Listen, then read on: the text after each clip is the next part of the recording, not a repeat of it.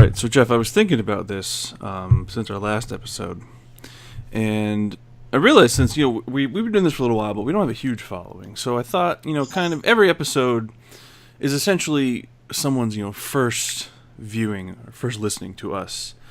Yeah, and definitely when it comes to our podcast, every episode would be someone's first and last.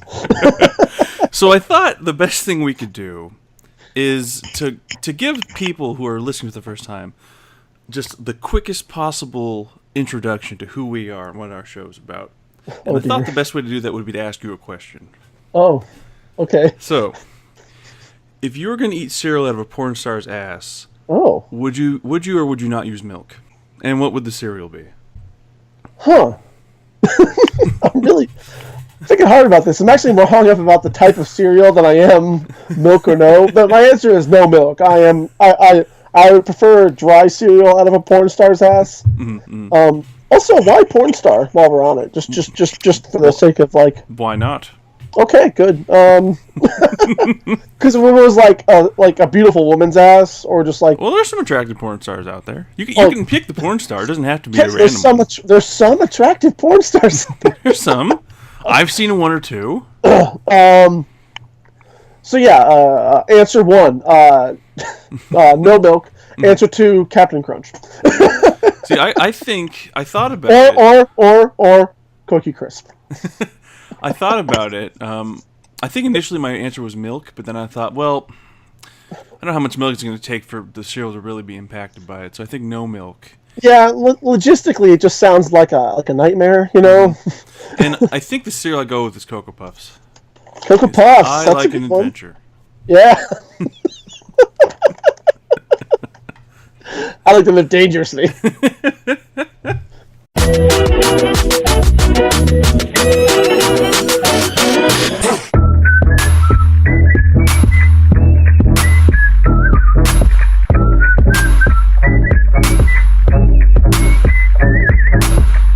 Welcome, ladies and gentlemen, Stephanie Mercer, to the newest episode of Better Podcast with Kenny and Jeff. That's us. That is us. I think that was a great way to introduce the world to who we are and what our show is about. How we think. The kind of people we are and kind of shit we're into. Literally. No, I'm not actually into shit. No, I'm into most things, but no water sports. Yeah. And, no SCAD play, thank you. I'm not. I'm not into the toilet sex, as I refer to it. If it's something that you do exclusively in your bathroom, other than showering, I don't want to do it, really. Good times. Good times. Good opener. Good job, Kenny. I'm proud of you. Thank you. I think it's one of my better ones, really. Yeah, you're doing great. I'm giving it my all, Captain. Giving it my all. So what's happening, guy? What's going down? Oh, in the world or in life? You tell me, Jeff. You tell me. I don't know. All right, good talk. That's why I asked you. I'll let you pick, Jeff. I'll let you pick. Well, in life, there's exciting possibilities of job stuff. In that I'm going to go out for a new position that just opened up. Nice. That could lead to more money if I get it. It essentially be a promotion. Downside is I would have to be in charge of people again, and I am just not interested in doing that. But I'm just going to have to anyway. Yeah, I had a similar feeling when we got the new guy in my department. Because both my managers were actually gone that week, so it was all me training this guy.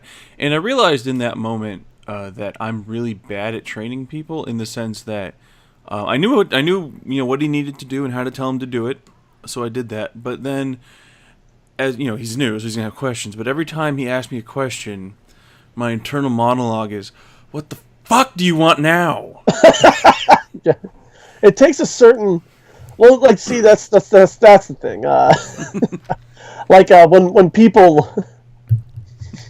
When people started talking about this new position, my coworkers were asking me to go out for it.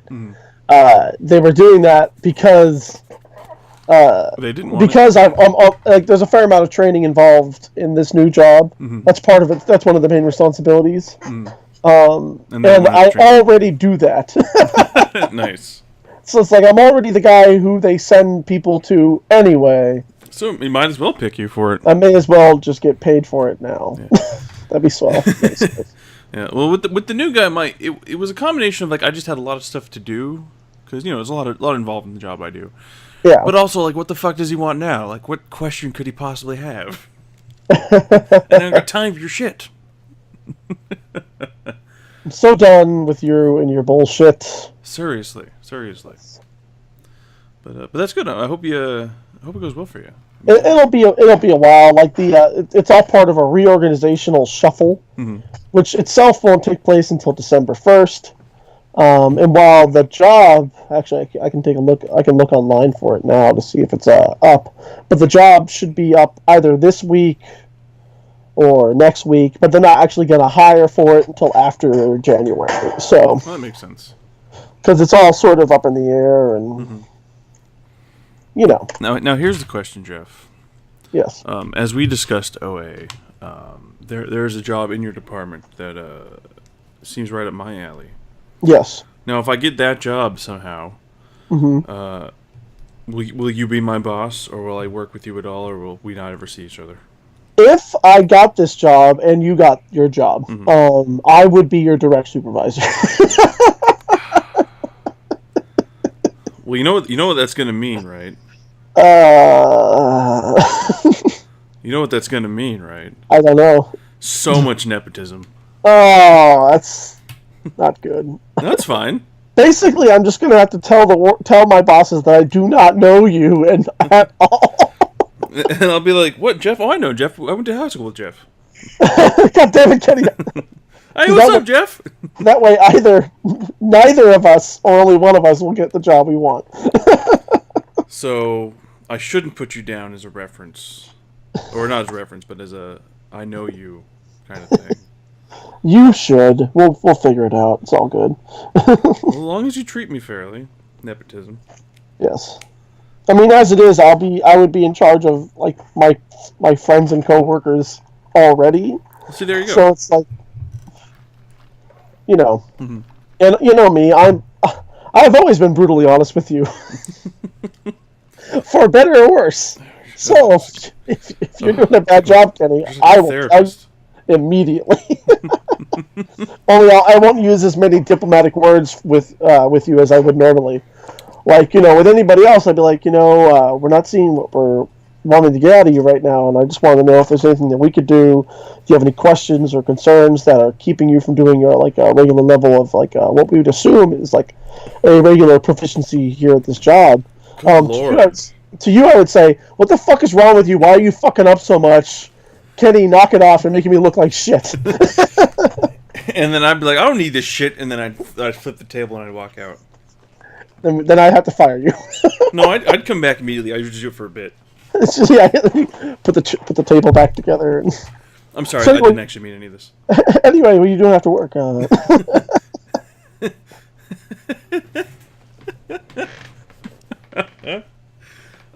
See, now my job doesn't do that. Like, if you're fucking up, they don't really be like, well, what can we do to get you to perform at an expected level? Because I would always say, pay me a living fucking wage. How about that one? I don't know. How about that? Like, pay me where I can fucking live for more than 1 week at a time. How about that fucking idea? Yeah, you're not gonna get that from me either. Well, I assume I'll be making way more money with this job than I would with my current job, because I don't think I could make less money with any other job. It would be more money, much like I have more money than I did at the depot. However, it is still California, and I'll figure it out. We'll check some stuff out. But that's I'm excited for you. Hope it goes well. Me too. Excited. But yeah, well, that's what's going on in the general. Word. Well, it sounds pretty good. Sounds pretty dope. What do we have? What do we have first up on today's? I know that you've got a new theme that you want to try out, but do you want to trot that out first, or do we want to do we want to keep it? The new theme I had was the conspiracy theory theme that we discussed. I put that in the last episode in post. Okay. Well, that's right. Well, fuck me. But no, I think I would like to put that back in. But I think for this show, this episode, we should start with the old standby, the weekly Armageddon update. Dun, dun,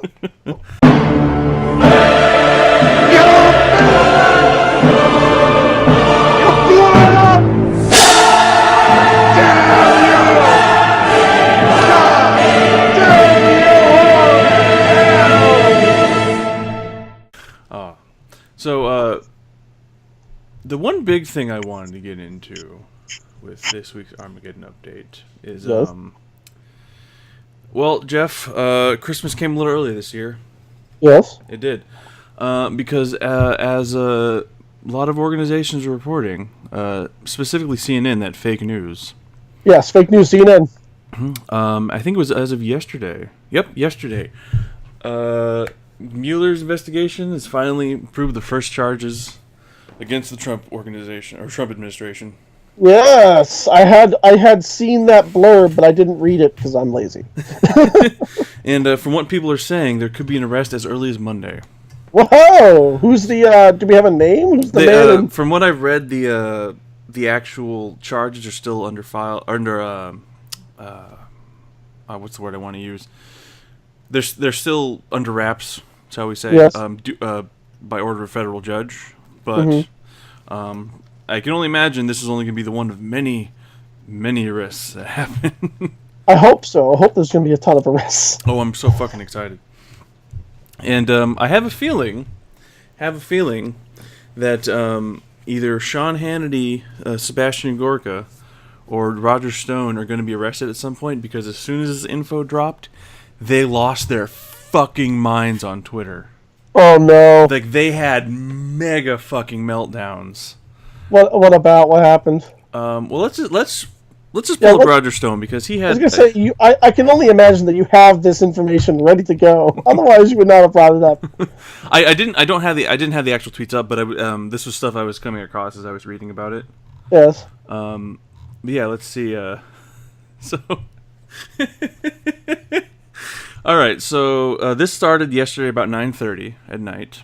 Yes. And this is just Roger Stone's stuff, because I feel like he's my favorite in this whole Trump debacle, because he's fucking crazy, like Alex Jones level crazy. He is crazy cuckoo go nuts. Oh my god, he I believe is the technical term. Like he's also like really stupid. Like, for instance, like the big example I can give of that is he tweeted at some point that this documentary about him called "Get Me Roger Stone" on Netflix. He was saying there was talk of it winning a Golden Globe, and then people had to keep reminding him that there's no documentary section for the Golden Globes. But he didn't. It should win the Golden Globe anyway. It's great. But so this started about 9:30, and his victims were Jake Tapper, Don Lemon, and Charles Blow, and Bill Kristol, and Carl Bernstein, and AT&T. Anyway, so I don't know if this is all. This is a good portion of it. At Jake Tapper must be held accountable for his lies and very severely punished. #fake news asswipe. At Don Lemon, stop lying about the Clintons and uranium, you ignorant lying cock. He spelled cocksucker, kavoksucker, COVK. You That's fake some angry news tweeting has dumb happened. piece of shit. At Don Lemon, must be confronted, humiliated, mocked, and punished, dumber than dog shit. At Don Lemon, you come across on TV as a dull-witted, arrogant party boy, spelled B-O-I, and one word too, party boy. Party boy. You lie constantly, and boy. no one knows who thinks you are right. Oh wait, no one who knows you thinks you are right. Okay. No, at Charles Blow, you lie. You have no cried. What? You have no cried. You fast talk. I think he meant cred. You fast talking, arrogant, fake news piece of shit. At Wow. Don Lemon, there are no credible fact checks that clear the Clintons on uranium. Even the people at CNN say you are a buffoon behind your back. Behind you back. Behind you back. Bill Crystal keeps packing on the pounds. Hashtag Porky. Hashtag Warmonger. If Carl Bernstein says something, the overwhelming odds are that it's false, lied about Watergate, lying now. And last one, when AT&T acquires Time Warner, the house cleaning at CNN of human excrement like Don Lemon, at Jake Tapper, and dumbfuck at Anna Navarro will be swift. Oh, okay. Well, That's the good. big thing I got out of that is I wasn't aware that AT&T was trying to get Time Warner. That's interesting. Yeah, so that's Roger Stone. He's fun. crazy. He's out of his fucking mind. He's crazy. I'm gonna see if I can. There's one picture of him. I want to see if I can find. I think this is what he wore to Trump's inauguration. If I'm correct. Oh boy. It's I don't know how to just I know how to describe, but I don't want to ruin it yet until I can actually find it. Oh, good, here it is. So this is what he wore. I'm going to send this to you right now, and I will leave a link in the description for our listening audience, Stephanie and Mirza, because they need to see this one too. Interactivity.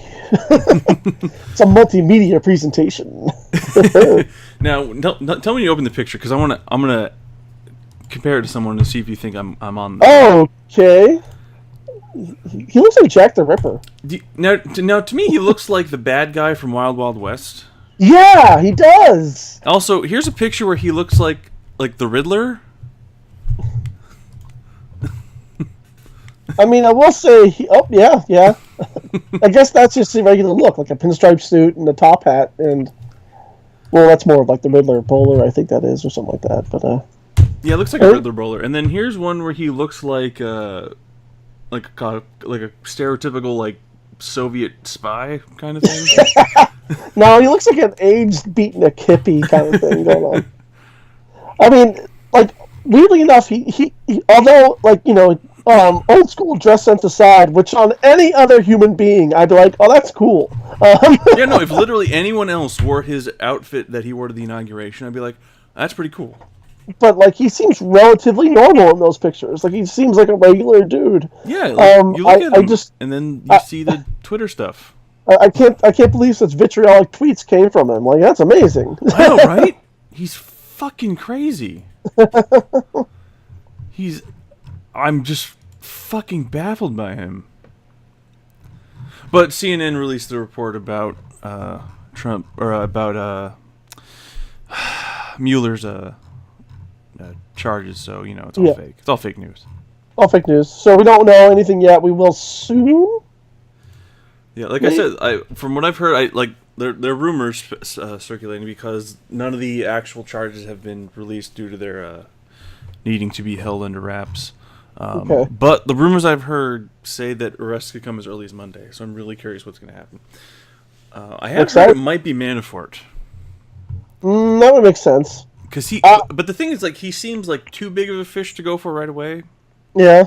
So I'm wondering if it might be someone who worked with him, and then kind of go from there. But I mean, since I have no idea what's exactly in all the information that Mueller's found, it's hard to say what's actually going to happen.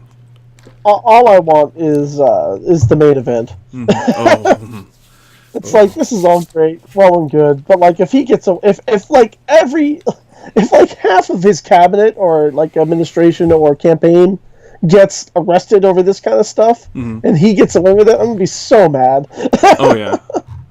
It's you can't assume that he didn't have anything to do with any of this. If this many people, it's you were unaware that half of the people you were working with the Russians. Really? My thing is I'm in the boat with you on that one. I want if nothing happens to Trump, I'm gonna be fucking furious. But if nothing happens to Trump Jr., I'm gonna be fucking confused because the dude outright tweeted incriminating evidence about himself. Yeah. How does someone who does that not get arrested for something? No. So yeah, that was Roger Stone is one leg of the tripod of crazy. Yes, there's lost more. Their minds, which only speaks to me that that Stone knows he is fucked. Because if this wasn't going to happen, like if he didn't think he's gonna be arrested or he didn't think the charges would stick, there's no way he'd lose his mind like this. There's no way. Who was Roger Stone in connection to the administration? He's an ex-advisor for Trump. Okay. So he actually, and he's been, I think, as far as I know, he's also been like a lifelong friend of Trump too. Oh, that's good. Oh, actually, he, according to Wikipedia, in 1980, he co-founded the Washington, D.C.-based lobbying firm Black, Manafort, and Stone, along with Paul Manafort. Well, there you go. So there's also a big connection. Never met that guy before in my life. Never met him before. Never seen him before. Fake news. Oh, he also worked for Nixon's administration. So there's that too. He knows how to pick him. Does Roger Stone? Good. Yeah, but he was in his connection to Trump outside of Manafort is that he was an advisor for his presidential campaign. Mm. So yeah, that's the big thing I'm excited about. So a little less Armageddon than normal, but still plenty of Armageddon, because while this is going on, God knows what the fuck the Trump administration has been doing. Actually, there's one more thing we can talk about. Oh, okay. So as we know, Puerto Rico's still a mess. Yes. And the government, has been trying to get a handle on that. So they finally, there was like a $300 million contract. I don't know if you heard about this. That they were negotiating with various companies to get the power grid back up and running. And a company won. And do you know how many people worked at the company that won that contract? I did hear about this, and I would like to give the number that I read, which was two people. 2 whole fucking people. And it's like in Montana or something like that? Yeah, it's from what I understand, it's a company that's in the hometown of one of Trump's cabinet members. I don't know if I can't remember which cabinet member it is. But it's someone, someone connected to Trump is from this town. And I don't know if he knows the people who own the company personally or if he's connected to them. The company is Whitefish, and they're only 2 years old. Okay. But basically, this company is from the hometown. Oh, Brian Zinke, he's the Interior Secretary. Okay. They're based in Whitefish, which is the home of Ryan Zinke, who's Trump's Interior Secretary. Kind of suspicious that they got this contract, a little bit. And actually, the whole contract is online. You can find it. And, And they were charging for I think it was supervisory positions. It was like $300 an hour, and for subcontractors, it was like $400 an hour. Oh wow! Yeah, it's insane. And so this 2-person company gets. I was gonna say with 2 people on the payroll, you're gonna need a lot of subcontractors. Yeah. But it's insane that this company that's barely 2 years old has 2 full-time employees got the contract to fix Puerto Rico. Like, really? Or, as Trump says, Puerto Rico. Puerto Rico. Ugh. Puerto Rico. Puerto Rico. But yeah, this is fucking insanity. The good news is, apparently FEMA's actually looking into it. Oh, good. Although I'm confused because I guess their signatures on their signatures on the contract, or they're involved in the contract somehow. They keep saying they aren't. So I don't know. But from what I was listening to on NPR on Friday, yesterday, they are looking into it. So I'm hoping that they actually aren't into it, and that's why they're looking into it. Wait, why'd you put our name on this? Hey, fuck you. This article from the New York Times lists some of the stuff in it. It says that contract cites that rates to be paid to Whitefish include $188.07 to $440 an hour for the labor for its workers. It charges $3,969.84 per hour for the use of a passenger helicopter, comparable to what charter companies charge for luxury business jets, and $15,993.60 or $20,277.60 an hour for different models of helicopters used to lift heavy equipment. So they're charging outrageous prices for bullshit. This sounds like the kind of contracts that Russia made to for the Sochi Olympics. Remember that road that had to get paved? Oh, and yeah. It's the most expensive road in history because of all the payouts and stuff like that that had to be done. Yeah, this I want to find this and put the link to it in the description. But yeah, the contract details are fucking insane, and how they thought this would be fine. Like,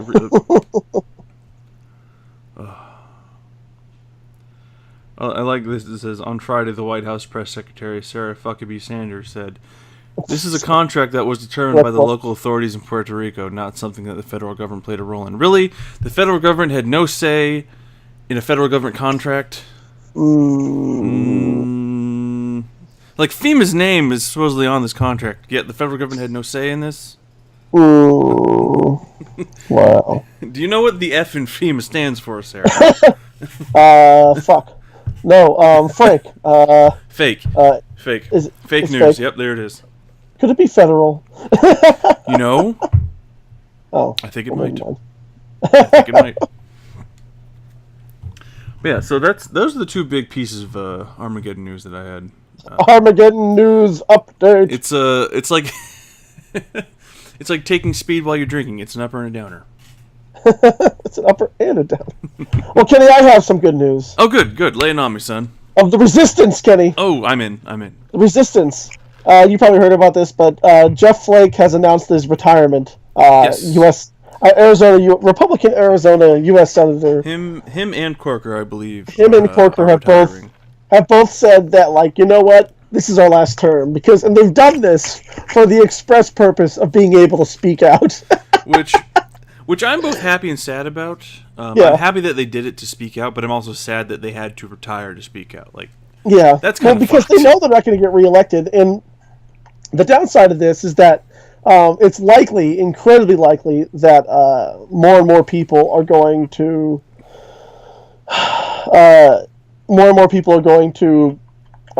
the folks who are going to get elected in their positions are going to be like super Trump yes men. Oh yeah, absolutely. Like mega pro Trumpers, and they have long terms as well, so it's kind of like, oh great. Well, I mean, they have is it a 4-year term for? It's a 4-year term, I believe. Yeah, there's a 4-year term, but they have no. Unlike the president, they have there's no limit on their terms. Yeah. So that's why that's why these people have been in Congress for 25, 30 years at a time. Yeah, but so I have in front of me his op-ed that he sent into the Washington Post about his resignation. Mm-hmm. It's titled "Enough." I like it already. So I'm going to read it. It's not very long. I apologize. I know I oftentimes just end up reading things in the podcast, but this stuff's important. Yes, so. Sometimes you need to. I'm teaching everybody. It's a learning experience. Learn with Jeff. You're welcome. So, as I contemplate the Trump presidency, I cannot help but think of Joseph Welch. On June 9th, 1954, during the Army McCarthy hearings, Welch, who was the chief counsel for the Army, famously asked the committee chairman if he might speak on a point of personal privilege. What he said that day was so profound that it has become enshrined as a pivotal moment in defense of American values against those who would lay waste to them. Welch was the son of a small prairie town in northwest Iowa. A whole town birthed him. And the plaintiff... Damn! I know, right? What a slutty town. Sorry. And the plaintiff quality of his flat Midwestern accent is burned into American history. After asking Senator Joseph McCarthy for his attention and telling him to listen with both ears, Welch spoke. "Until this moment, Senator, I think I never really gauged your cruelty or your recklessness." And then in words that today echo from his time to ours, Welch delivered the coup de grace, "You've done enough. You have no sense of decency, sir. Have you no sense of decency, sir, at long last? Have you no sense of decency?" Very nice. The moral power of Welch's words ended McCarthy's rampage on American values and effectively his career as well. Ray Welch. After Welch said his piece, the hearing room erupted in applause, those in attendance seemingly shocked by such bracing moral clarity in the face of a moral vandal. Someone had finally spoken up and said, "Enough." By doing so, Welch reawakened the conscience of the country. The moment was a shock to the system, a powerful dose of cure, powerful dose of cure from an American democracy that was questioning its values during a time of global tumult and threat. We had temporarily forgotten who we were supposed to be. We face such a time now. We have forgotten who we were supposed to be. There is sickness in our system, and it's contagious. And this is when he starts going off on just Trump in general. Nice. How many more disgraceful public feuds with Gold Star families can we witness in silence before we ourselves are disgraced?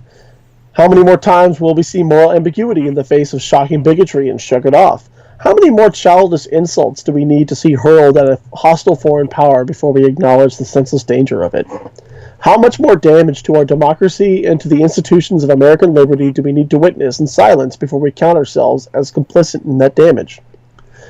9 months of this administration is enough for us to stop pretending that it is somehow normal and that we are on the verge of some sort of pivot to governing to stability. 9 months is more than enough for us to say loudly and clearly enough.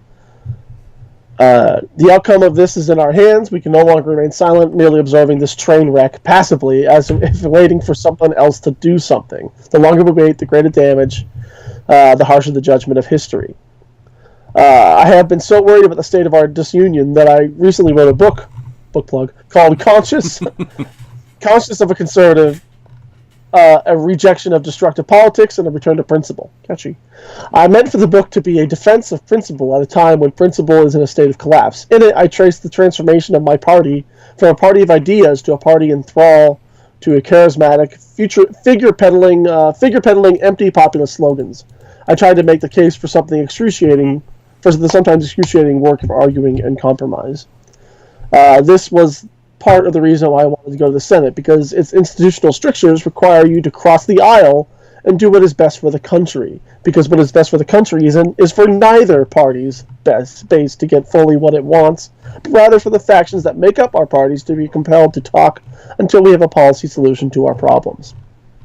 To listen to the rhetoric of extremes of both parties, one could be forgiven for believing that we are each other's enemies, that we are at war with ourselves.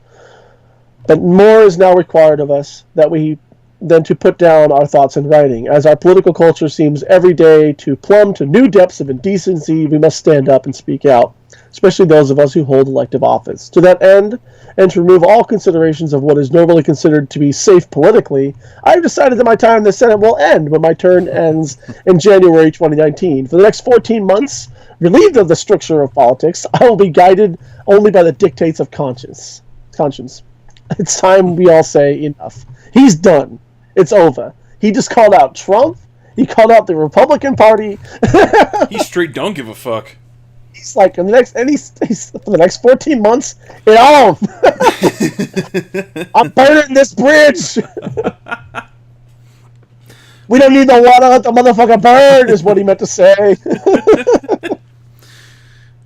See, I'm really happy that someone like Flake, someone on the other side, quote unquote, said something. Oh, I will disagree. I think if Democrats got everything they wanted, stuff would be all right. But it's neither here nor there. Well, like, there's some stuff that's kind of crazy that the Democratic Party is always pushing for. Like, I know that, for example, here in California, where we've gotten rid of plastic bags. Mm-hmm. Apparently, the same like movement or group that is pushing for the removal of plastic bags and are now their next target is plastic drinking straws at restaurants. Okay, that's a little weird. Yeah, it's like too far. There's other shit we can do here. Yeah, that's a fight you have when you fix literally everything else. Yeah, we've nailed it all. Let's tackle drinking straws now. Yeah. And I get it. Plastic is bad. It's filling up the oceans and stuff like that. But there's got to be another source that we can tackle first. Yeah. Plus, like, what are you going to use in place of the straw? Like, I have a lid. I have a lid for my cup. I need a straw. I don't know. I'm just saying that's the next step for these people. So yeah, I do think there needs to be a balance. Oh yeah, absolutely. Compromise. That dirty word in Congress. Compromise. You know it was a compromise when nobody walks away happy. That's what compromise means. Exactly. But I have to say, after listening to that and other, because like George W came out. Plan. Like and I've got a bone to pick with you, Resistance members. A lot of what I'm seeing, I shouldn't say a lot. Some loud voices, because most people are like, yeah, glad you said that, woo. A lot of people are like trying to like take these moments, like when W came out and spoke and talking about like, well, he's a war criminal and he did all these terrible things. I'm like acknowledging that George W. Bush, gave a really good speech and said things that need to be said doesn't mean that I forgive him for all the shit that he did. Yeah. Like No. when it comes to people, like you can say like, hey, you did this good thing. You're still an asshole, but I like this thing you did. Like, and that's the thing with Flake. It's like, yes, I think was it Flake or Corker? I think it was Corker supported Trump in the beginning, and now he's against him. And while I am upset that he supported him at all, I'm also really glad that he realizes, hey, this is actually bad, and I need to speak out against it, and is doing so. Like you have anger about the situation, which is understandable, but you have to learn when you need to let part of it go. Like, I mean, just because you like what George Bush says doesn't mean that you agree with him now. The way that the things that George W. the Dubs has been saying lately, it makes me think. It just reiterates for me that he was not actually in charge of his own presidency. I guarantee you, if Cheney were not his vice president, shit would not have gone the way it did. It just really feels that way. Those two weren't it's there. Like he seems like a pretty like hearing him now and the stuff he's talking about now. He seems like I'd actually like, and especially with the way things have shifted over the past decade. He seems like a very middle of the road, like politically kind of guy. Yeah, like I was telling you and Ben, like I didn't like George Bush as a president. I thought he was awful. Remember, we hated him. Oh yeah, he was a nightmare, but he wasn't. He was the great Satan of our high school time. Oh yes, he was. But like he wasn't like I never got the impression of him that he was fucking evil. Like he was just your typical Republican doing typical Republican things, helping out his rich buddies. But I never got the sense from him like he was actually like actively trying to be malicious to large parts of the country. Mm-hmm. And that and that's something I don't get with Trump. I get Trump is just fucking evil. Yeah. But yeah, like just with thinking of that and just like hearing what he's saying now, like yeah, you're right. Like he just seems like fairly middle of the road dude who is more conservative than most, but I don't see him being unable to compromise on things and actually be able to listen to the other side, whether or not he agrees with them or does anything they want. He at least feels like someone who would listen to what they have to say. He seems so very normal now, and maybe that's just because of what the current administration is. Yeah, that they're so off center. They're so out of their fucking minds that Bush seems normal-ish. Maybe it's just that. I don't know. But I'm not going to pretend that George Bush, either one, well, except maybe the first one for different reasons, is nearly as bad as Trump or anyone in Trump's cabinet. No, that's just like nuts. That's even like say that. It's night and day in a lot of ways. Absolutely. George W. Bush never attacked our democracy. He never went after the Fourth Estate. He's. Could you imagine George W. Bush ever complaining about the press ever? I don't imagine him being able to verbalize it. Well, that's true too. And like, I mean, you could argue like, oh well, the Patriot Act happened under his watch. It's like, yeah, but he didn't like make the Patriot Act. Yes, he signed it into law. Yeah. Which I have issues with, obviously. But he's not the one who designed the law. He didn't design the bill, the act. And by the way, like we keep re-upping the Patriot Act. And if you really want to be mad about Bush about that, you got to be mad about Obama because he kept renewing it. He also renewed it, even though it's fucking awful. Absolutely, it's fucking hideous. Anyone who supports it and then gets mad about like their privacy getting taken away and stuff like that. Mm-hmm. I just don't understand what's wrong with you. Like, do you understand what you've done? Like, do you know what you're complaining about? Do you know what the words you say mean? Yes. You asked for this. You voted, like, you didn't vote for this because you couldn't, but, like, this is what you wanted. Yeah, exactly. You banged this drum. You didn't put enough pressure on the right people to not get this renewed. Yes. Nonsense.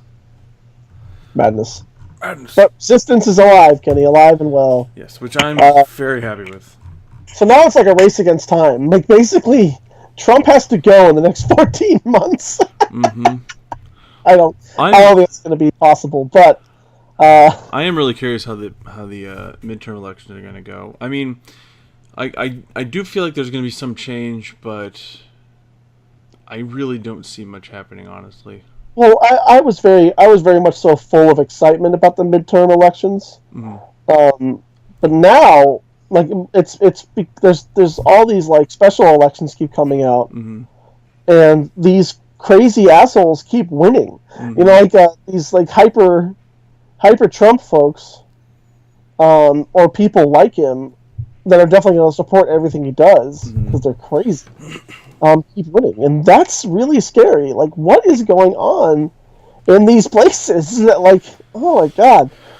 White supremacists are fucking scared, so they got to vote their people into office. Oh, Kenny, thank you for that awesome segue. You're welcome. Kenny, this is my what the fuck news. Are you ready? Wait, hold on. Before we go into what the fuck news, we got to what do we got? We got to hold the phone. Okay, Are you holding the phone? Yeah, yes. Are you holding the phone? No, I put it down. So one last thing I want to say, since we're about to move on. There was a bar, I think it was in Oregon, that said that if you punch Steve Bannon in the face, you got lifetime whiskey. All right. So I think it's the 9th of November. I might cash in on my free whiskey. Oh yeah. Because Steve Bannon is coming to New Hampshire, and I might have to go clock the man. So this is a two-parter. One, you have to go get close to Steve Bannon to punch him in the face. Two, you have to go to Oregon to collect your free whiskey for life. I'm gonna try. Yeah, he's gonna be in New Hampshire. There's some organization he's like the guest of, I guess. I want to see if I can find out what exactly it's called. It's got a really terrible name. It's the 603 Alliance, which sounds great. They're a hyper right wing. I'm pretty sure they're a white supremacist group. That's probably likely. I mean, I don't know if they're officially a white supremacist group, but I wouldn't be surprised if the name like 603 Alliance. Yeah, their logo is 603 with the American flag as a background, and their background for the website is the Constitution. Good. So, yeah. Oh, that lady's so tiny. Oh, she's kneeling. Okay.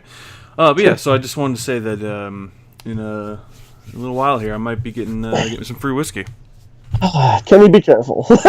I'm just saying. You don't be surprised if you see me in Oregon soon, getting drunk. Or in jail.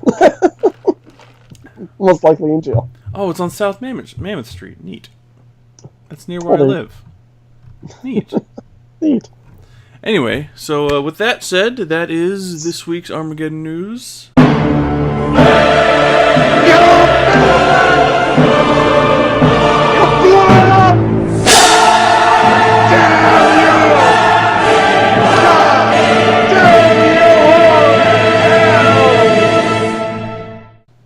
Yes. And now we will transition into What the Fuck News. Oh, what the fuck news.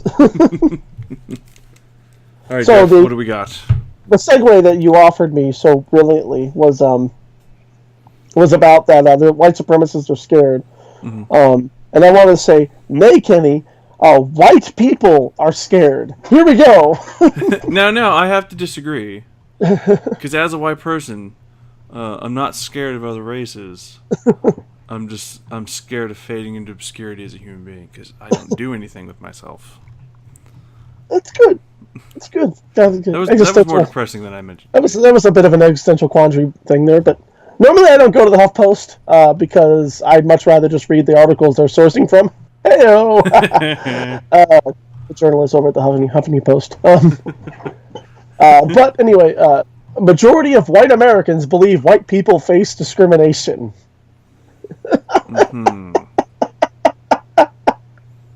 A new poll was done. That's like in general or from particular things?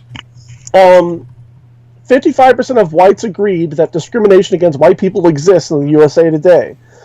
I mean, I guess as like a, what's the word I want to use? Like a well, like for a job, for example. Yeah. Well, I mean, I'm sure it exists in like, every once in a while it happens, maybe.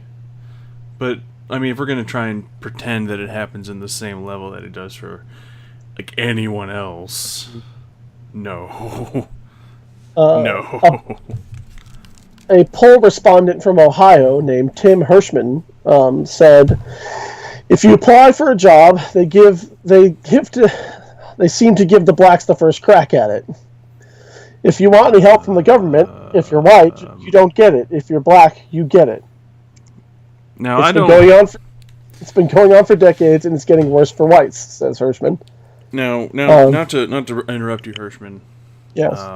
But you and I have both been in a position where we needed assistance from the government. Correct. And I don't recall a time in which we did not get it. Yeah, I was on food stamps for like a year. And I was on the ACA free of charge. I did not pay a fucking dime because I was unemployed for the ACA. And I don't mean to alarm you, Jeff. Yes. Are you sitting down? You might want to sit down for this one. I am. We're both white. Oh, fuck me, you're right. I keep forgetting. I know. I'm sorry, I didn't mean to alarm you. That's why I want to make sure you're sitting down. I didn't want you to fall over.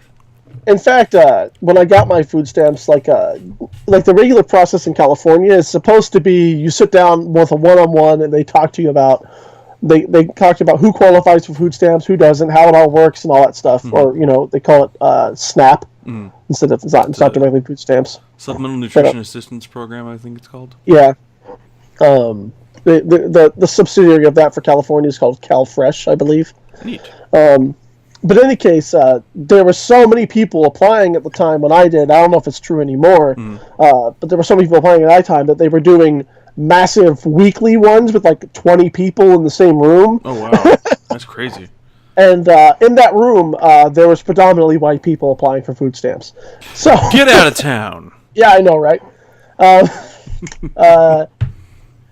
In any case, when prodded, however, Hirschman was unable to provide an example of discrimination against him. Now, you're telling me that this man could not provide evidence for his evidenceless claim? Yes. Get out of town. So basically, here's what that's true, Kenny. So 55% of white Americans polled thought that their discrimination against white people existed.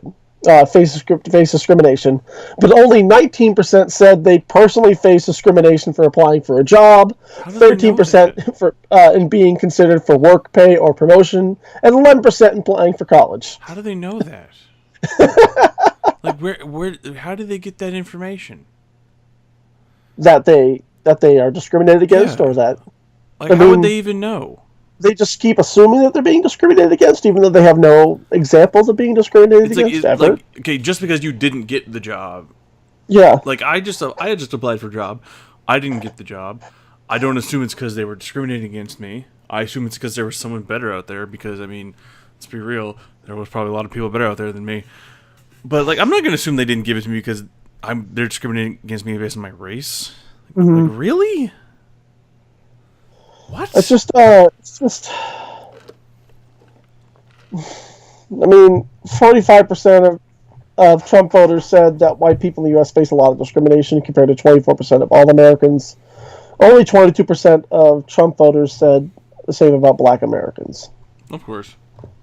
And this article ends with a video that I found an article about where this Trump voter, back after Trump won, I think it was like in February, Trump voter accuses black Starbucks worker of discrimination, calls her trash.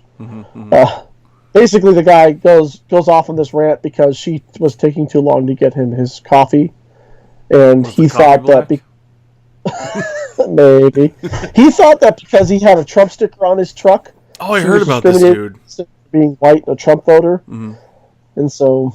But wasn't there a video that came out with him where he was showing him being like just exceptionally rude? Yeah, he's just screaming at this woman in this video. So that took me down a rabbit hole. But there you go, Kenny.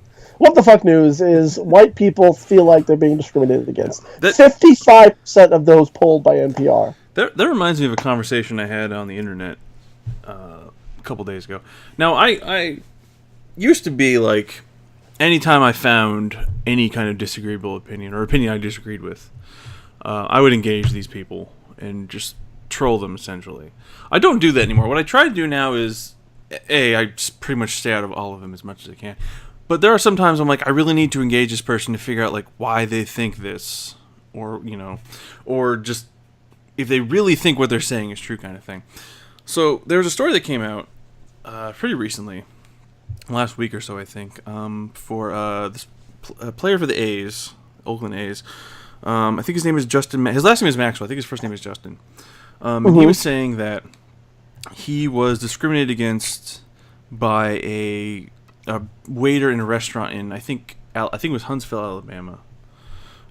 He didn't give the name of the restaurant or the waiter, so I don't have that information. He said he didn't because he didn't want them to get any like super negative feedback, which I'm totally fine with because they're gonna get a ton with this kind of situation. But there was this dude going on like talking about like, oh, he lied, and he said like the real reason that like they got refused service is because that they didn't want to show their IDs when they were getting alcohol, and his evidence for this was a Fox News article in which they supposedly interviewed the restaurant. But then I'm like, I countered with him like, okay, well here's an article that says that's not what happened, so now what do we do? Now what happens? Yeah, and then his whole point was basically like why is it impossible that they didn't what the waiter and the owner said is true? I'm like, okay, why is it impossible that what Maxwell said is true? It's like he has nothing to gain by lying about this. The only thing that's going to happen is if he lies about this is he's going to hurt his cause, because he was I think he's actually still the first Major League Baseball player to kneel during the national anthem. So the only thing he's going to do if he lies about this is hurt his own cause. He's not going to gain anything from lying about this. He didn't name the restaurant or the owner or the waiter. So it's not like he's trying to get any kind of notoriety out of this, because he gave no information about these people, so you can't go hunt them down and do things to them. So it's not like he's trying to get some kind of payback for the restaurant. And I have no reason to feel like he's going to lie about this. There's multiple news articles showing that, or at least stating his side of the story, and there's I think 2 I found that saying what he said happened didn't. So it's just this bizarre argument of like this white dude refusing to believe the story of a black baseball. He also called him Sean King black, calling by that he means he's white, because I don't know if you heard about that whole controversy. No. People saying that Sean King is white because he's very light skinned for a black man. Oh, that's fucked up. And they're saying that also because his mother's white, and the man listed on his birth certificate is white, but the man listed on his birth certificate is not his biological father; it's his adoptive father. And his mother admitted that years ago, right before she got pregnant with him, she'd had an affair with a light-skinned black man. But she clearly lying about that, right? But yeah, it's what you were talking about. It's like the situation where it's another person, a list of people who don't think that black people actually have anything to complain about. And so just hearing that statistic, that you said it was only 20% of Trump voters believe that black people actually faced a similar level of discrimination? I think it was 22%. That's just a fucking baffling number to me. It's just really kind of amazing. Yeah, and then to have an actual conversation with someone who clearly feels that way, it just blows my mind. Because his whole argument was just like, well, why can't this be true? And I'm like, why can't the other side be true? You presented the same amount of evidence on both sides here. So it's just baffling to me to see people actually act that way, really. I guess is the point I'm trying to make here. Because there's just... I mean, you have so much of this. You have, videos of black people, actually fleeing the police. Just running away from a police officer and getting shot, and then having a weapon planted on them, and the officer saying no, he was threatening me. He's not even near you at this point. Or the video with Eric Garner, where he's literally being choked out in public, and his last words are, "I can't breathe." And then you still say "Oh well, for selling Lucy's." Yeah, and actually, I think I don't even know if at the time he was. I can't remember if he was or not. But yeah, I know it's something he had done in the past. But people to see that and be like, "Oh, that's fine." That's a justifiable thing to do to him. Someone who was standing confused why he's being arrested, no one explaining anything to him, and then not resisting arrest, not resisting in the sense of fighting off the police officers. He's resisting because he's being choked to death and can't breathe. Yeah. It's just baffling. That information can be out there and people can still say, "Well, I don't think black people are really discriminated against." I mean, come on. There's a scene in the newsroom where Terry Crews plays a bodyguard in that show. Nice. I need to watch that show still. Side note. It's really good. And like there's this part where the main character gets really high, but he has to go to the newsroom and for a breaking report. So they're trying to drive across town in New York City to get to the newsroom from his office, from his house. And his bodyguard's trying to get him there, and he's high, and he's freaking out. And so finally he just, ditches the car and ditches his bodyguard and runs off, and Terry Crews has to, starts chasing after him. But then they see a black guy chasing a white guy through the street, so these two cops stop him. And they go, and he goes, God damn it, he's just trying to comply and stuff like that. Yep. It's two white officers. And especially a dude like Terry Crews, he's a big dude. And they're trying to find out, to my point, they're trying to find out, what's going on, stuff like that, and he's just so they're about to search him, and he goes, officer, I work for a securities company, and I'm armed, and they go, immediately pull out their guns, to the car, and he's it's God damn, resting his hands in the car, and stuff like that, and one of the cops just goes, he's behind him, searching him, he goes, no sudden movements, all right, I mean, you're a big guy, he's I can't help it being big and black at the same time.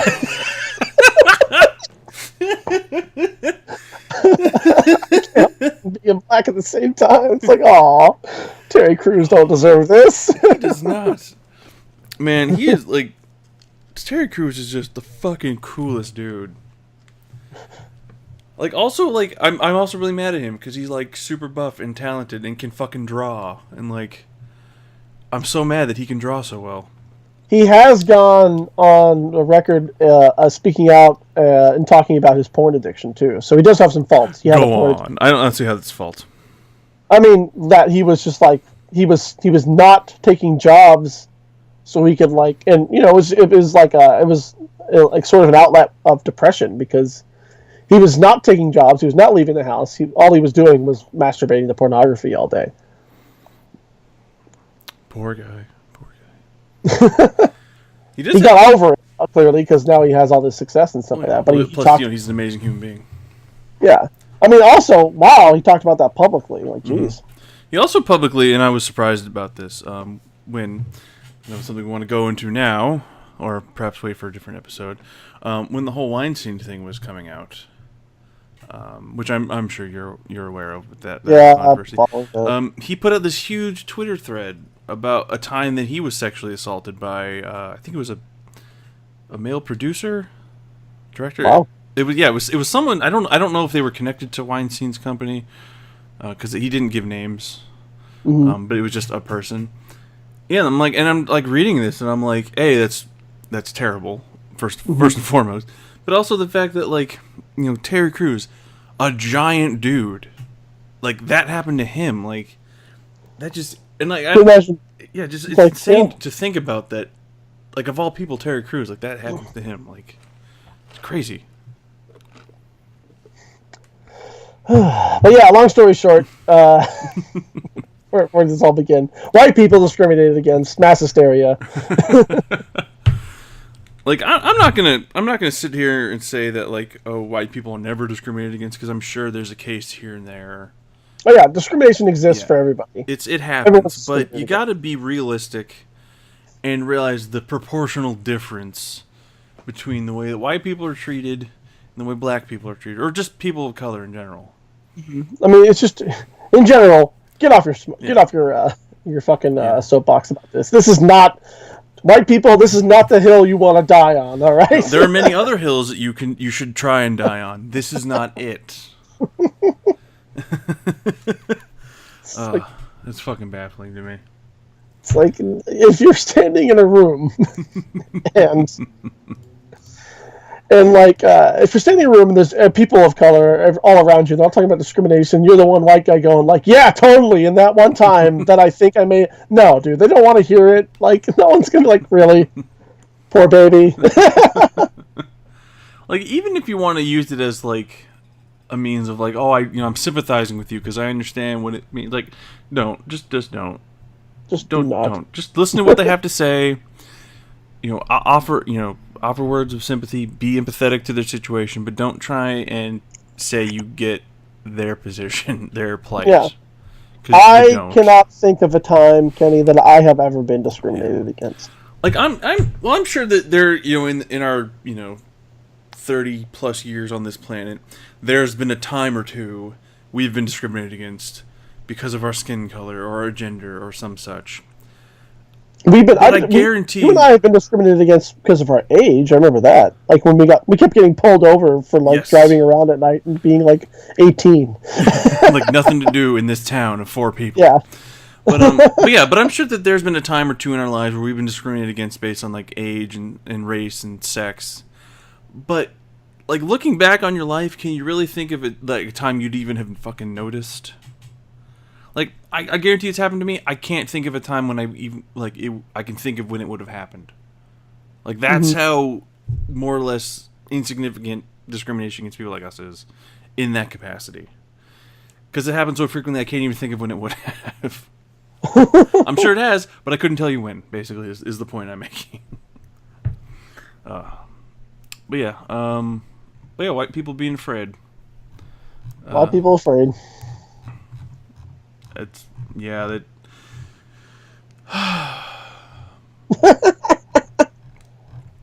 Listen, I'm going back to last episode, Jeff. I can't even.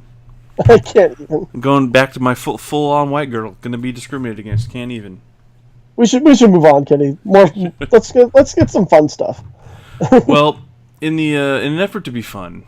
Yes. And we shall end this segment of What the Fuck News. Yes. Trust me, you'll love the theme song that I'm going to eventually put in here. Trust me. Yeah.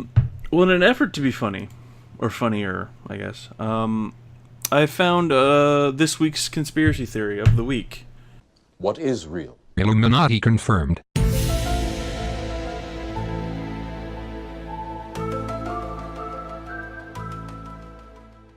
Alright, and this one is a doozy. Because it's got a whole bunch of parts. But while I was looking for it, I did find this funny image. It's got a scene from, you know that film about the zombie main character? I can't remember what it's called. What the fuck? I know that gives you nothing. It's like a zombie love story. Oh, Warm Bodies. Yes, that's it. Warm Bodies. So this image I found is a scene from that where looks like one of the main character's friends is confronting the main character about something. And it says, government, and there's a hyphen between in and m in government. Check any dictionary and you will find that govern means control, and ment/mental means mind. Therefore, government means mind control. Okay. Yep, that's that. Good deal. All right, so I wanted to throw that out there because I thought it was funny. But the actual conspiracy I found this week, Okay. you might be familiar with. It's called HAARP, HAARP. HAARP. Now, Gotcha. the conspiracy isn't HAARP itself. HAARP does exist. It's what people think HAARP does is the conspiracy. It has so many conspiracies that the Wikipedia page for HAARP is longer. That portion of conspiracy theories about HAARP is longer than the actual information about HAARP. There are I'm just going to list you the conspiracy theories that are listed. Okay. Number 1, HAARP was secretly patented in 1987. Actually, before I continue with this, let me give you, Internet, a little bit of backstory on HAARP. HAARP stands for High Frequency Active Auroral Research Program. HAARP. Okay. I'm sorry, I just someone put in the Wikipedia article and then crossed out, is a musical instrument dating back at least 5,500 years. No. You're thinking of harp. This is harp. Obvi. That gives me a chuckle. Yes. Also, it says not to be confused with AARP. Yes. But HAARP is a scientific research program designed to study the ionosphere of the Earth and its effects on communication. The HAARP facility is essentially a large radio transmitter and antenna located in Alaska designed to operate in the shortwave band. The project began in 1993 and ran until roughly May 2013. So it is closed, but Yes. it was active for about 20 years. It was initially funded by the Department of Defense in conjunction with the University of Alaska Fairbanks. UAF, go fighting UAFs. In 2014, the Air Force expressed plans to dismantle the factory unless it could locate an alternative source of funding. As of August 2015, UAF has taken ownership of the facility. So it might still be active in the future, but for now it's not. But essentially, it's a program that's designed to study communication and how the ionosphere affects communication on Earth. Okay. So that's what it actually is. Here are the conspiracy theories. 1. It was secretly patented in 1987. I don't understand why that's a conspiracy theory. That might actually be true. But okay. 2. Every antenna has something to do with HARP. Every antenna. Like on the planet, I guess. Oh, okay. 3. HARP works in conjunction with cell phone towers. Okay. Oh, good. Number 4. HARP and chemtrails. Oh, good. We're just going to combine these two. Yep. Awesome. According things. to a gentleman named Peter A. Kirby, we know HARP can modify the weather. That's also a big one. They can control the weather. That's actually, I think, the big one. If one could, don't you think they would? Oh, okay. Weather weird. control is godlike power. Just throwing that out there, like, yeah. Yeah. Weather control is godlike power. Chemtrails may be sprayed to enhance the effectiveness of these operations. So essentially, this is saying that chemtrails, which are clearly real, are used to increase the effectiveness of HARP in controlling the weather. Now, Interesting. I'm no mathematician, but I would feel like if you had a machine that could already control the weather, you wouldn't need to increase the effectiveness. Because I'm pretty sure if you can control the weather, that's about as effective as it gets. Geostorm, Kenny. Another one. HARP alters weather and creates earthquakes. Creates earthquakes too, huh? And HARP created/steered/strengthened Frankenstorm Sandy. The U.S. Air Force admits HARP can control the weather, apparently. When? What documents or information do they have? Well, let's read this. I will read part of it because it's kind of a long part. When the military ceased funding HARP in 2014, Alaska was naturally concerned it would impact jobs and revenue the research facility had generated in the state. The Air Force response to Alaska Senator Lisa Murkowski, who was one of the people who voted against Trump's repeal of Obamacare. So, Okay. Good for her. it says was a fairly straightforward.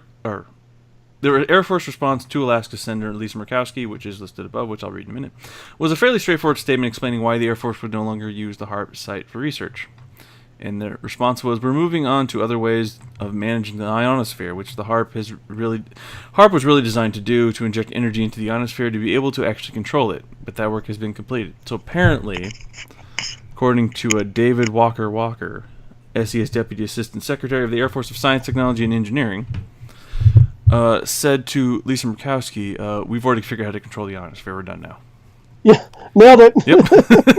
However, the fantasy-prone and conspiracy-minded have interpreted the phrase "to be able to control it" as an admission that HARP has mysterious superpowers that are being used to wreak the planet and victimize humans. The Air Force saying HARP can control the ionosphere is nothing new. The ionosphere is a layer of charged particles 75 to 100 kilometers, or 46 to 621 miles, above the Earth where the International Space Station and other satellites orbit. HARP was actually designed to control the ionosphere in a limited way in order to study how it works.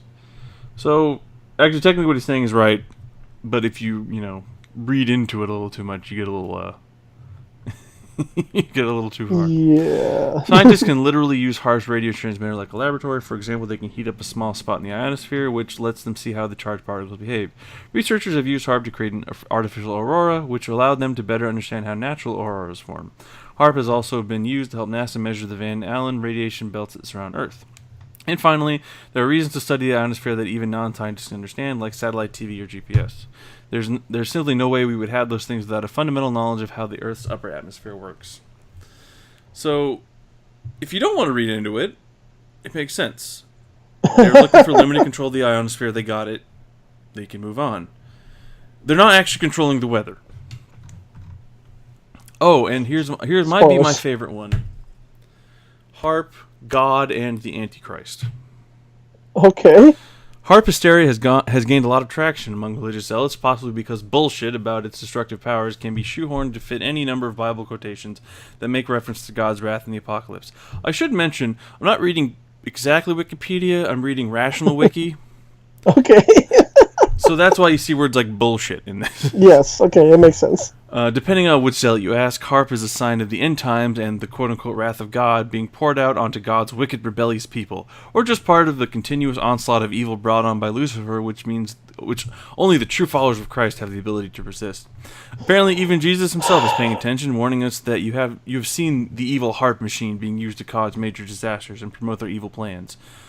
I don't know where he supposedly said this. Oh, according to JesusMariaSite.org, harp to cause major earthquakes. Got it. Got it, nailed it. And let's not leave out Baal. According to religious cranks, he's a satanic god of weather. So naturally, the satanic god of weather. So there are other satanic gods of other things. I mean, if anything, he's a demon of weather. Isn't that Baal or is it Baal? It's I believe it's pronounced Baal. Baal is essentially the precursor to Satan. Yeah. When he was he's part of Mesopotamian mythology. Yeah, I was gonna say he's a Mesopotamian. Yeah. I don't know. I think he's essentially I think it's basically the same quote unquote level as Satan is in Mesopotamian mythology. He is Mesopotamian Satan. Yeah, essentially. Mesopotamia predates Christ by about 10,000. No, 20,000 years. I don't think quite that much. I mean, because wait, how old is Mesopotamia? Was before the ancient Egyptian Empire, correct? I think so. Well, I know at least for Baal, because the Jews and the Hebrew mythology got Beelzebub from the actual name of Baal.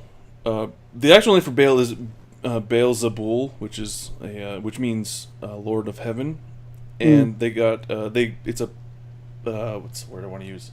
A purposeful corruption of Baal-Zebul to get Baal-Zebub, which means Lord of the Flies. Okay. So, but yeah, no, he's it predates. I don't know, but quite a bit. I don't know about how much though, but I know it predates by quite a bit. Does Mesopotamian mythology predate Christianity and Judaism? I'll look into it for another episode. But yes, let's not leave out Baal. According to religious cranks, he's the satanic god of weather. So naturally, harp is the NWO's tribute to his evilness in manifesting all sorts of plagues and bad weather upon mankind. And since Lucifer was once an angel, and angels play harps, harp has got to be the ultimate weapon of the Antichrist. Done and done. Mystery Nailed solved. Connect those dots. Mystery solved. So let us now begin to save the planet from. I'm confused whether it's Satan or scientists or the Air Force or sound. Essentially, harp. Harp is, as I said, actually something used to measure a portion of the atmosphere of the planet for various reasons. But essentially, what people think it is a device can control the weather. And these are just different ways in which controlling the weather can affect us, either through chemtrails, or causing storms like Sandy, or earthquakes, or just spitting Satan all over the place. Spit that Satan! Yeah, Satan. Satan.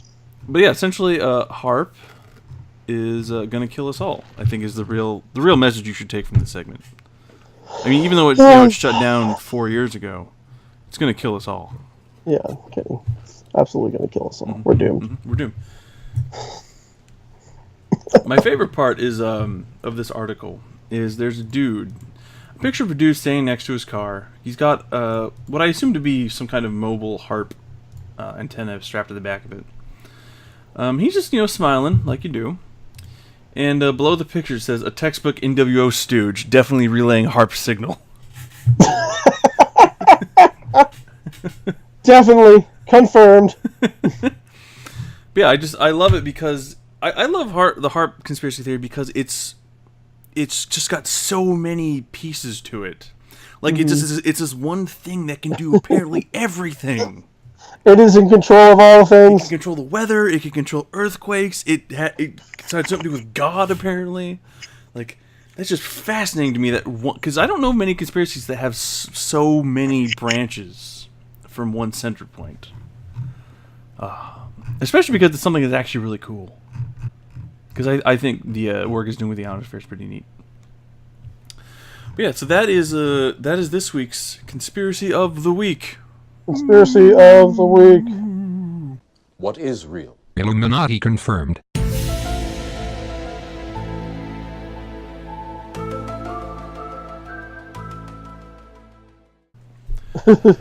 Sweet. All right.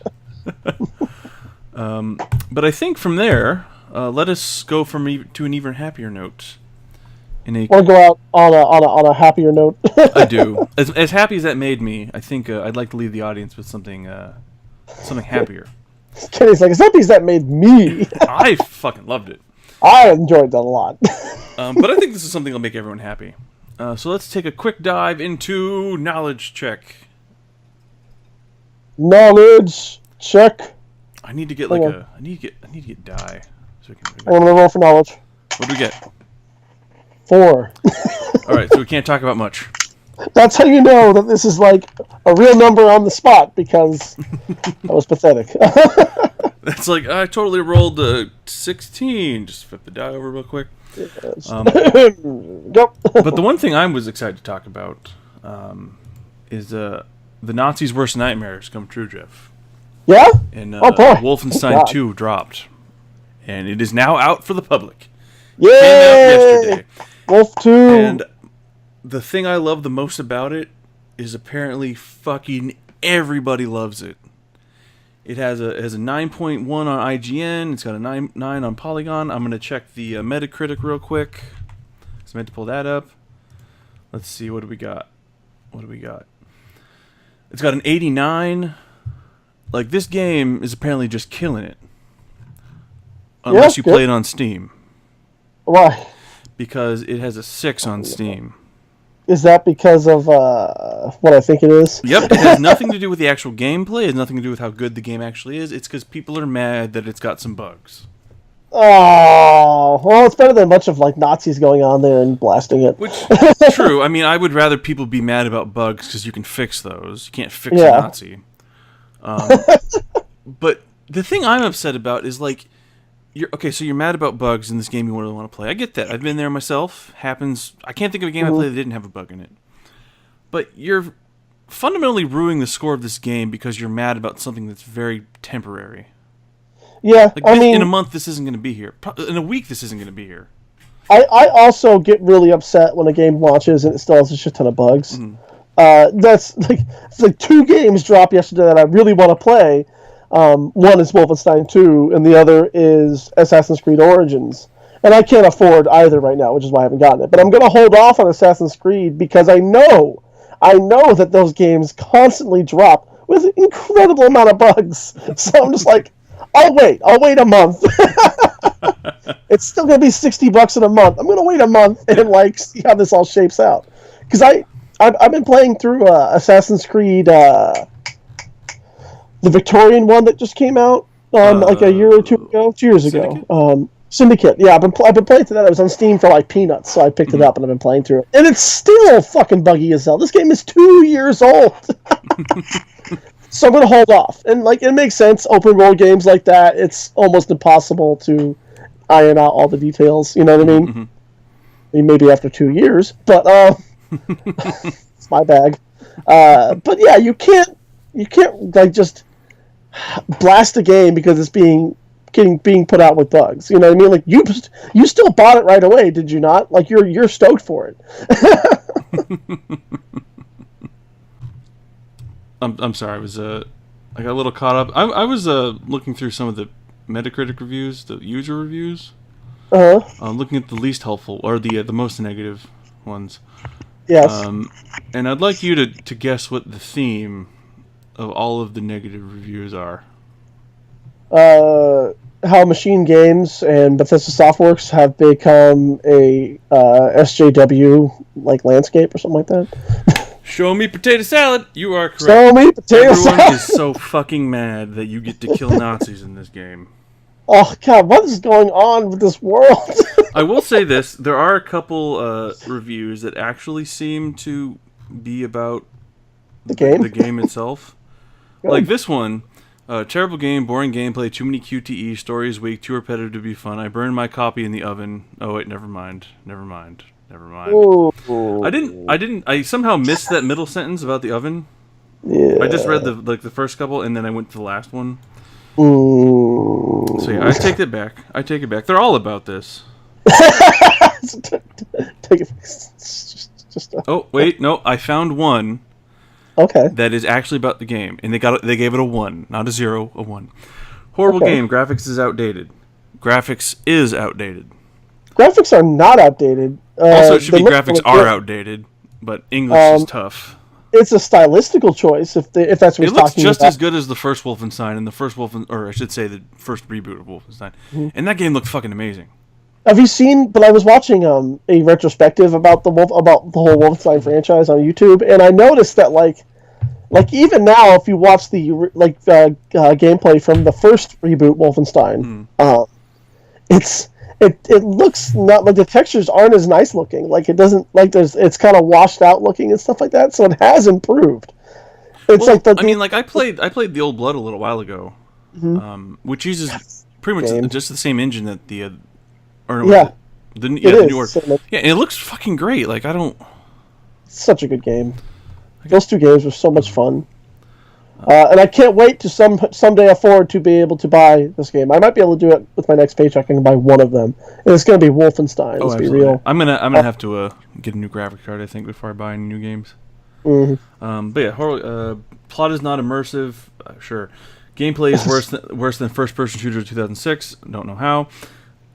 I was not even able to proper aim. Sounds like your problem. Control is not tuned. Sounds like your Well, I'll problem. get better. Developers just look at Killzone 3, which beats your game in all aspects. Highly doubt it. Game, that's all they say. They don't say how. Guys, never trust YouTube game bloggers. I lost money because of their positive reviews to this game. Play good games. The bright side is 0 out of 3 users found this helpful. So, yeah. So basically, outside of that review, because that was actually about the game, so I give him that. Every other review is about how Bethesda and Machine Games are just bowing to the SJW cucks out there and talking about like shooting Nazis are evil and stuff, and like Nazis are evil, guys. like this one. Bad game overall, glitchy, clunky controls, and zero originality. Extreme anti-white propaganda, and this is the 10,000th time we've received a game we have to destroy a bunch of Nazi monsters. Boring. Then why'd you buy it? Like I'm a white person, as we discussed, Jeff. We're white people. Again.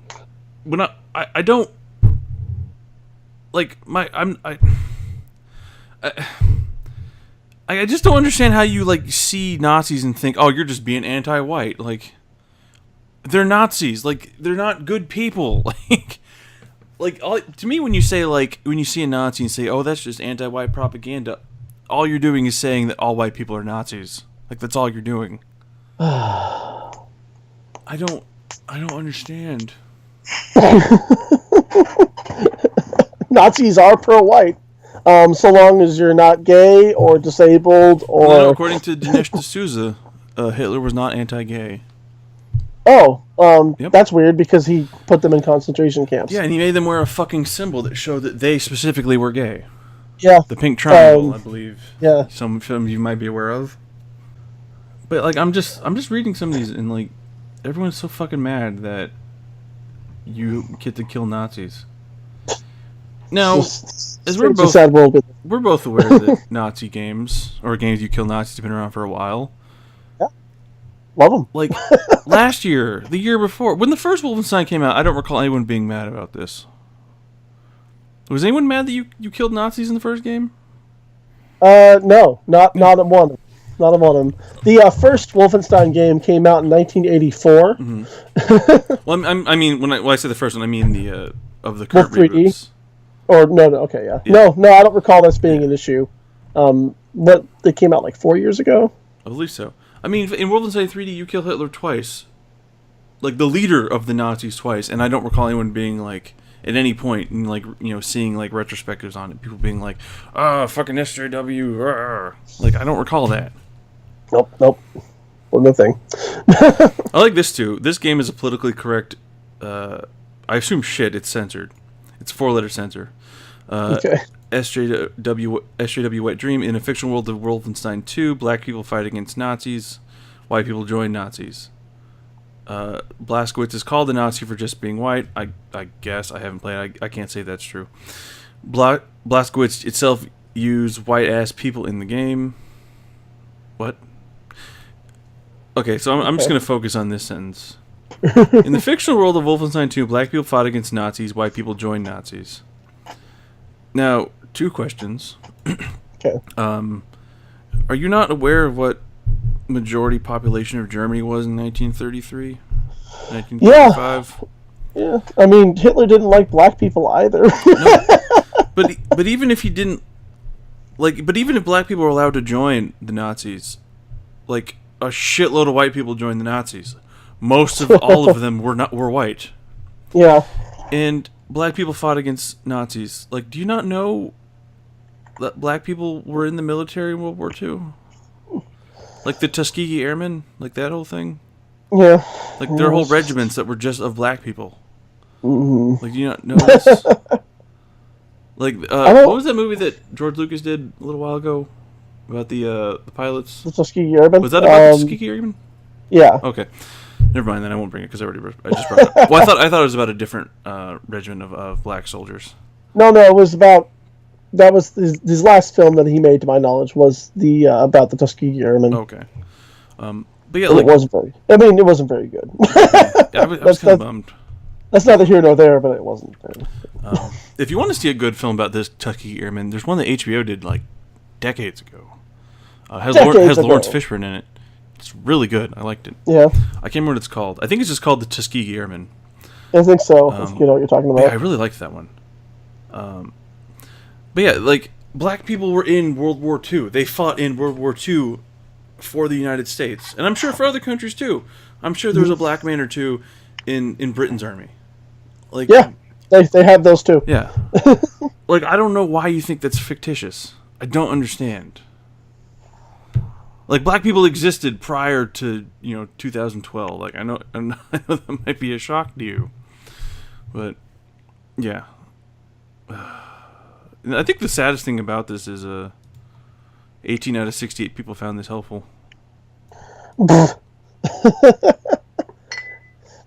I did see. I mean, just going back to these apparently all the negative reviews of Wolfenstein 2 so far have been dumb, either racist or technical glitch wise.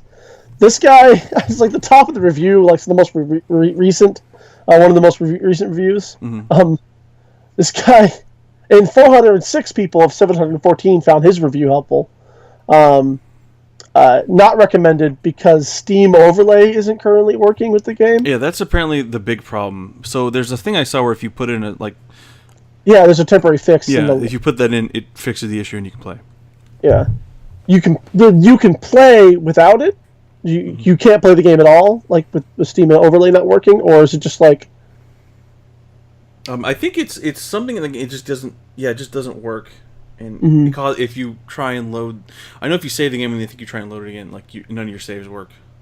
Oh, that's bad. Yeah, but there's a temporary fix I saw that you you can put in a command in the. Yeah, I see it now. Yeah, and that's supposed to disable the. I also think there's an option to just disable overlay. Yeah, I mean that's fine. 'Cause this guy's bitching. I purchased my games on Steam to be able to utilize all its features, and one important part of that is being able to use the overlay for the community, browsing internet, talking with friends, guides, and sharing screenshots. Why would you share it in the middle of the game? I know, right? I don't ever, Kenny. I've been on Steam since the beginning. Yeah, every time I see that Years of Service badge, I get real upset. Yeah. I'm like, oh. Yeah, I've been on Steam for a very long time, and I very rarely use the overlay. 12 years apparently. I've been on Steam for 12 years. Since September 20th, 2005. I think I'm at 8 or 9 years at this point. I just don't. I don't use the overlay. I don't care. Here's my thing with the glitch reviews, the Nazi reviews. They can go fuck themselves. The glitch reviews. Here's the thing. Unless the glitch is game breaking in the sense like you literally can't play the game.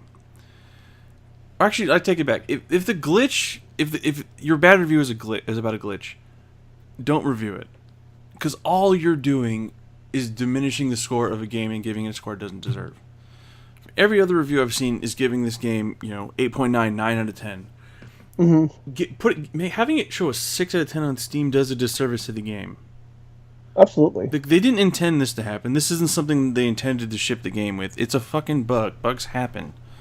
You're never going to have a release of a game that is bug-free. It's never going to happen. I also keep reading about how they're planning on having a fix tomorrow or something like that. Bethesda Machine Games, they're aware of this problem and they're working. I guarantee you, they're working on it right now. By the way, isn't Machine Games in Sweden or something like that? I think they're in Poland. Let me look them up real quick. But I might be thinking of a different company. Meaning that they are currently working through the night. They are working this weekend. The thing that you aren't doing because you're trying to play this game. Yeah. They're in Sweden, Uppsala, Sweden. They're currently working. Oh, I might be thinking of CD Projekt Red. That's what I'm thinking. Yes, that's what you're thinking of. They're currently working way into the night to fix this for you. So, I would say your complaint should only happen if it's a bug, the company knows about it, and they're like, well, we don't fucking care. Then sure, complain about it because it's an issue with the game that's not going to get fixed. Yeah. But the game's been out for a day. It came out yesterday. They're already working on fixing it, and it's probably going to be fixed tomorrow. Is that really worth giving it a 5 or 6 out of 10? Destroying the score of the game because you're mad. Really? It's so fucking infuriating. But yeah, the point is, if your review is about something that's minimal and can be fixed, don't really leave a negative review. If it's about something actually wrong with the game, the bad story, mechanics are bad, graphics suck, that's fine. Leave that review, because that's something that needs to be out there. Mm-hmm. And it's just fucking infuriating. Maddening. And I know I was a little repetitive with that, but it's such a stupid complaint. It doesn't deserve actual thought. That's how stupid the complaint is. You're bad and you should feel bad. I think Zoidberg sums it up best. Yes. But all right, I think that's all we had for a knowledge check. Unless you had something else you wanted to throw out. I believe that's all we got. I think that's all we got going on. I think so. But I think good effort overall. Good effort. I give us a 10 out Thanks, of 10. Coach.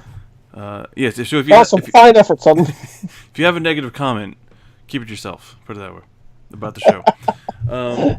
But on that note, I think that is this week's episode of A Better Podcast with Kenny and Jeff.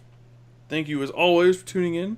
If you have any cool gaming type news or weird shit you found or more Armageddon-esque news, please leave it in the comments and let us know what's going down. If there's a thing in general you want us to talk about or a thing you found you want our perspective on, feel free to leave that in the comments, Mr. Stephanie. I hope you enjoyed it. I hope you tune in for the next episode of A Better Podcast with Kenny and Jeff. And I'm going to go make a burrito now.